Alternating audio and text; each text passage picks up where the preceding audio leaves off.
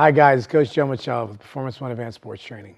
We've been asked a lot of times about training youth, okay? And there's now an influx of more and more kids that are wanting to play sports, especially in female athletes.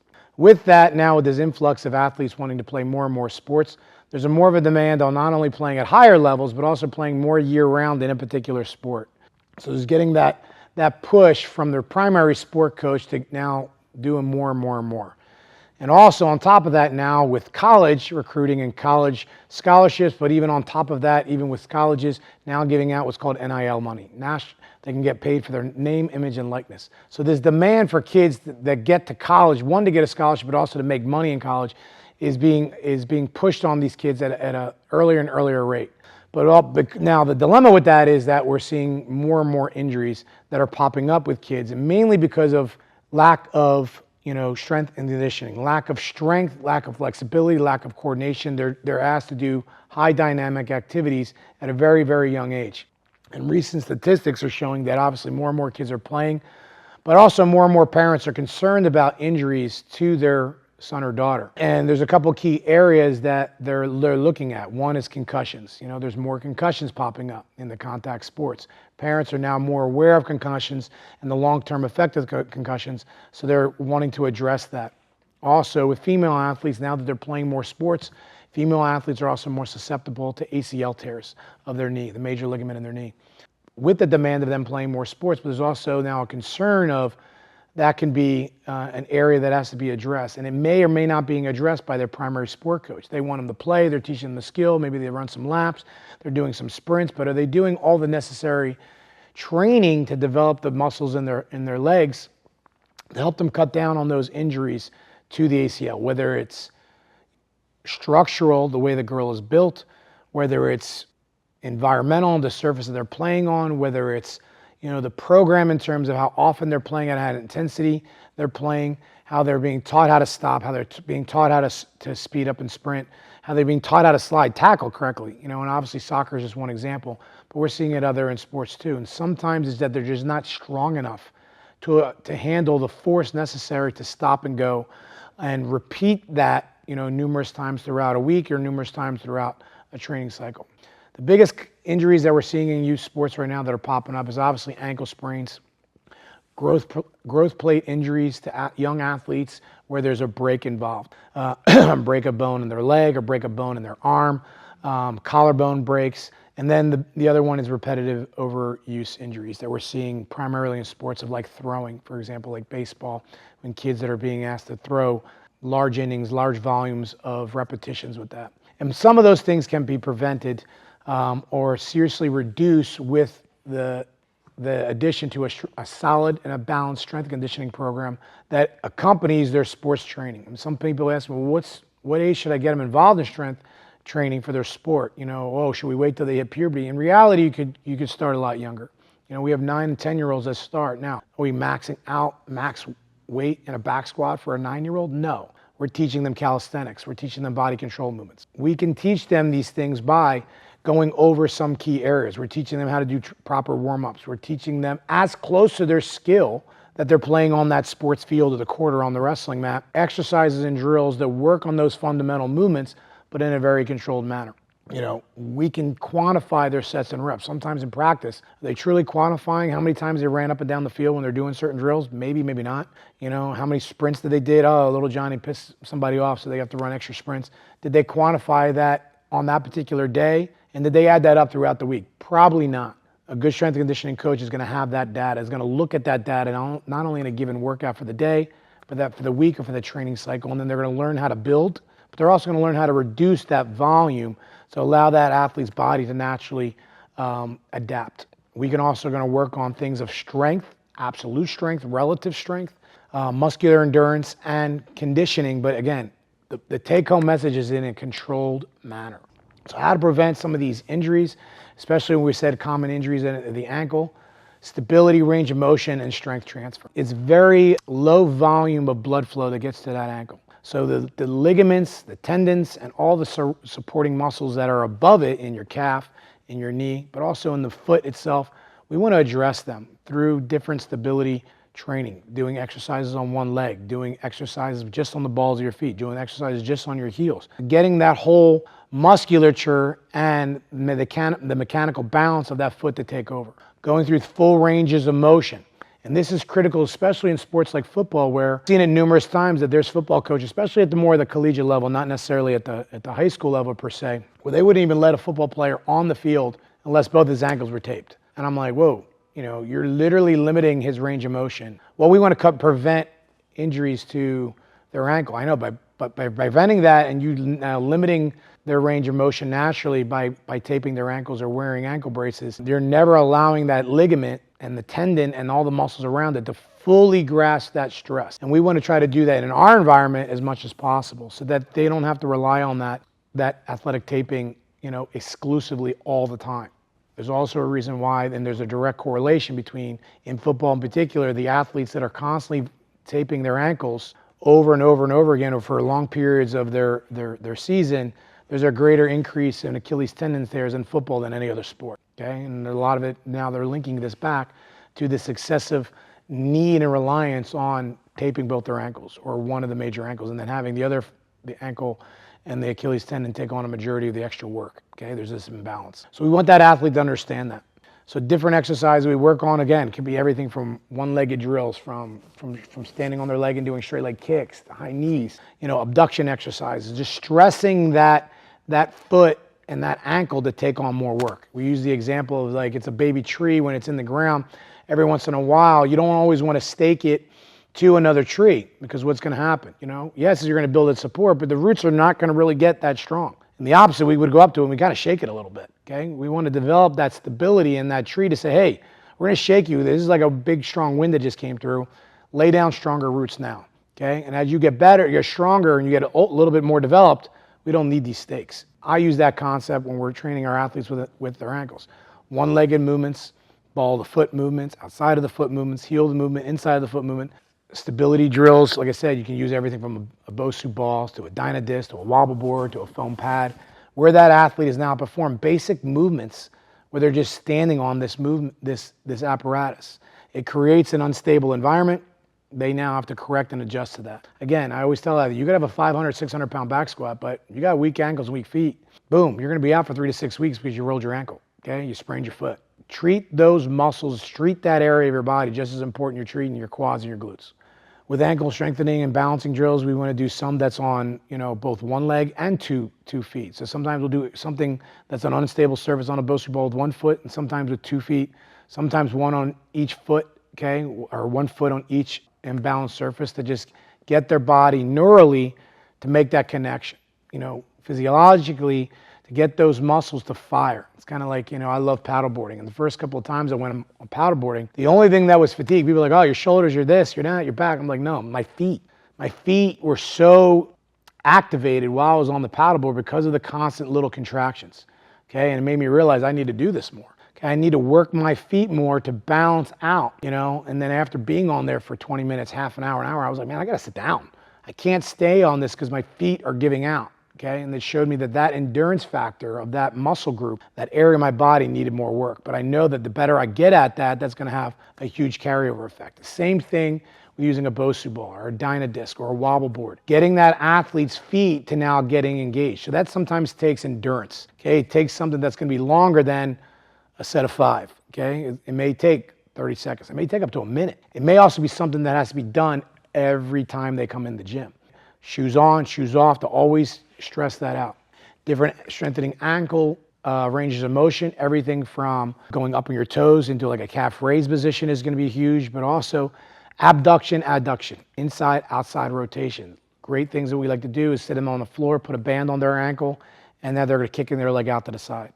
Kicking in, kicking out. Another great exercise we like to do for the anterior tib. They're leaning against the wall or leaning off of a ledge and they're raising their toes up. Okay, it's a great exercise that is going to help them both cut down on those injuries, but also help strengthen the musculature that has a direct impact on stopping, a direct impact on changing direction, a direct impact on jumping. So if we can strengthen and learn how to absorb force with the little muscles in our foot, ankle, and our shin, then that's going to carry over into other aspects of that control. Again, because they are such endurance muscles too, We have to train them every time they come in the gym. And I'm not saying that they have to be done for an hour straight, but that something has to be stressed on them almost every time you come in the gym. If you just did it once a week, 3 sets of 10 repetitions on one particular movement, it's not going to be enough. It's not going to be enough that's going to replicate the demands of them running for 60 minutes. Them jumping during a basketball game, them stopping and going in a wrestling match is not going to have that same effect if you just do 3 sets of 10, once a week. It has to be every time they come in there. Something for that ankle, okay? So it can be everywhere from body weight, the dumbbells as a resistance, the bands resistance, and again, rep ranges, anything in the calf related, in the lower body range, we want to keep them high. We want to keep them 15 reps and up. We don't want it to be reps of 5. We usually want it to be at minimum 15 reps up to 30 or 40 repetitions. When we talk about ankle skill transfer exercises, we're basically talking about jumping and landing. Everything from like you're going up on your toes, you go to a squat, you go up on your toes, okay? You go up on your squat, you go on your toes, and then you drop, and you're landing. You pick your feet up and you land. Everything from jumping into a lunge position and jumping back, okay? Jumping into a slightly wider squat stance and jumping back. When Olympic lifting, we use Olympic lifting in a lot of our programming with our youth athletes. We do clean pulls or snatch pulls where they're extending through their body and up on their toes. Because of that extension always up on their toes, they're always getting that aspect of that lower body, that ankle, that's huge. You know what I mean? Like I said, so we were going to use those almost every day. In the gym, they're going to go up on their toes in a fully extension position of that triple extension of their hip, knee, and their ankle. And now we're going to do it with resistance. In other cases with jumping, like I said, we may jump with resistance, we may not. We may jump at different angles of their bodies now being stressed. We're not just jumping vertically, maybe jumping out horizontally. We may be jumping laterally, left or right. We may be jumping laterally, but all on one foot, okay? And just stressing the body, both the ankles and the legs in a different plane of motion. So the body has to adapt to that. With that resistance, what we're doing is, like I said, laying that foundation down to the tendons and ligaments in that lower ankle to get thicker. One of the strongest ways to help you with speed transfer and get your Achilles tendon, which is the major tendon in your lower leg that's going to help with explosiveness, okay, is by doing resistance jumping exercises, or resistance like when you're doing a jump to a significant height and then down off of that jump, what we call depth jumps. You're on a 40-inch box, you jump down. It's that landing and forcing that tendon in your lower leg to absorb that force and then explode back out. That thickening of that tendon through that type of resistance training is going to, one, strengthen it so it doesn't tear down the road, or when it's forced beyond its means, it's not going to ultimately tear, but also from a performance standpoint, give you that rebound effect. We can do that again with box jumps. We can do that with barbell squat jumps, dumbbell jumps, all those things, like I said, to increase that load. You gotta remember, you're jumping off the ground, 240 pounds. If I jump off the ground and land, I'm landing not only with my own body weight, but I'm landing in some cases with my own body weight plus, a factor of maybe 40 pounds, a factor of, depending on how high I'm coming down, I could be landing with 2 times my body weight. Well, that's going to stress my joints. It's going to stress my muscles, okay? That can be quantified and that can be also measured. So a 100-pound athlete jumping down on the ground versus a 240-pound athlete jumping down on the ground, it's going to be a little bit more force load on that 240. Now, it is relative to their body, but 240 pounds is going to be a lot more. So then the volume of those jumps has to be mitigated a lot less than someone who's 100 pounds jumping up and down. Okay, there's just less force landing on them. How to reduce growth plate injuries, like I said, due to breaks, basically also means how do we increase bone density? Okay, how do we increase that bone density of our athletes? This goes for our young athletes, but also goes for our older athletes. In both scenarios, both young and old, we want to increase bone density. With the younger kids, is now doing those compound movements that are of a resistance that is at least equal to their body weight plus. And movements, again, that are multi-joint movements, okay? Multi-joints have to be engaged, multiple muscle groups have to be engaged against a significant resistance to elicit a response to that bone structure. And that's going to be movements like a back squat, or front squat, snatches, clean and jerks, all the derivative assistance exercises of those movements, deadlifts, pulls, and then obviously jumps, okay? But jumps of significance. Just jumping on the ground, off the ground and landing, you're only jumping 2 inches off the ground is not going to be as significant as you're jumping onto a 24-inch box and then down, jumping off to a 40-inch box and down repetitively. Again, we went back to that factor of the higher you go, the more stress on the body it's going to be. Unlike jumps with squats, deadlifts, or pulls, it's more controlled. So we can ease an athlete into, hey, we're going to do this controlled movement of squats. We're going to do this controlled movement of a deadlift. We're going to do this controlled movement of a pull. Then we're going to progress you to more of Olympic lifting type stuff, that there is a little bit more dynamic nature to it, still stressing the bone density, but it's a little bit more complicated. The jumps in some ways can be the most complicated because there can be a factor of like unknown, like is he going to land on the box the same way every time? Is he going to land off the box the same way every time? With the squat, for the most part, you're going to be in a controlled manner. Your feet are constantly going to be in contact with the ground. We can have that control. But as you progress, we want to make it a little more challenging. And that's why we move to a snatch or clean or, a higher level box. We want to do movements that are complex, and we want to do them at least 3 to 4 times a week. And they have to get, again, to a significant level that you're doing anywhere between 3 to 5 sets of that movement, anywhere between 5 up to 15 repetitions of that particular exercise. So again, we want to stress that more often than not. We want them to be standing when they're doing most of these movements and having their body be stressed through at least 3 major joint angles when they're moving. Repetitive overuse injuries, again, usually we see this from, again, doing one motion over and over again. But we also see it from shoulder impingement issues with these particular athletes, especially if it's a young boy. We'll see as they grow, they kind of get in this kyphosis kind of state, okay, that their bones are growing, but the muscles around their upper back are not. So because of that, if we have a young boy who's a pitcher and now he's doing that because now he's growing really tall, but then he's asked to bring his arm back and throw a baseball, what that's going to create is a major impingement on that bicep tendon here and a fraying of the rotator cuff in the upper back of his shoulder. Whereas if he sits more upright, he's going to have more range of motion. There's going to be less impingement into that bicep tendon, into that AC joint, and less fraying of that rotator cuff. So now when he's asked for high velocities or high volume of throws, he has less occurrence of developing those. Again, I'm not saying it's not going to prevent it, but of a less of occurrence. But if he's starting out with his shoulder already hunched forward and he's trying to crank his elbow and his arm back and throw with velocity, again, he may get away with it maybe a season or 2, but eventually it's going to create some problems. And then what happens is if his shoulder doesn't take up on all the stress immediately, his elbow will probably take it up next because now he's doing something different mechanically to overcompensate for that tightness and that impingement in his shoulders.